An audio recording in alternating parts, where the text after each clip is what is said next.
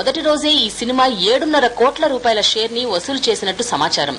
టాలీవుడ్ చరిత్రలో ఇదే అతి పెద్ద ఓపెనింగ్ అమౌంట్. జల్సా సమయంతో పోలిస్తే ఈసారి టికెట్ ధరలు చాలా తక్కువగా ఉన్నాయి. టికెట్ రేట్స్ మరింత ఎక్కువగా ఉంటే ఈ సినిమా తొలివారం కలెక్షన్లు కళ్లు తిరిగే రీతిలోనే ఉండేవి.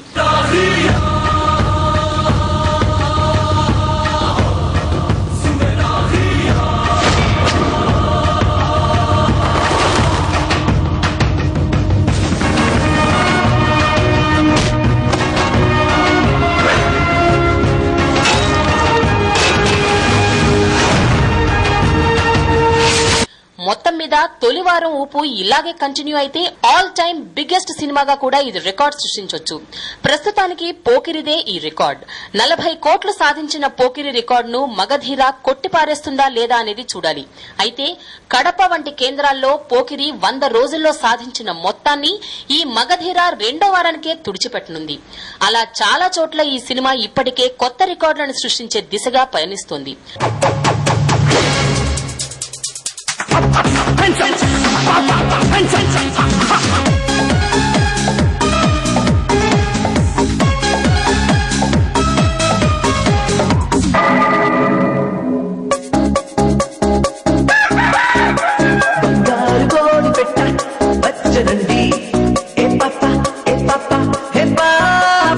దర్శకుడు రాజమౌళి, హీరో రామ్ చరణ్ తేజ కలయికలో రూపొందిన ఈ భారీ బడ్జెట్ సినిమా మెగాస్టార్ అభిమానులనే కాదు సామాన్య ప్రేక్షకుల్ని కూడా విశేషంగా ఆకట్టుకుంటోంది.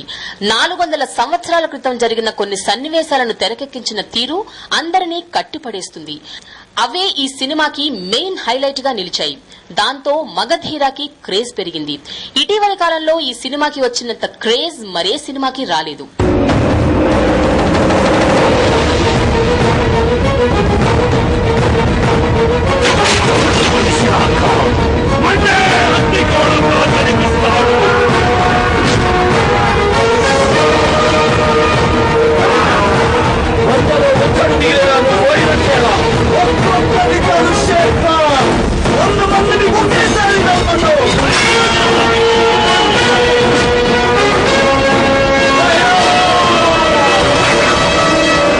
తెలుగులో 3 సినిమాల్లోనే నటించిన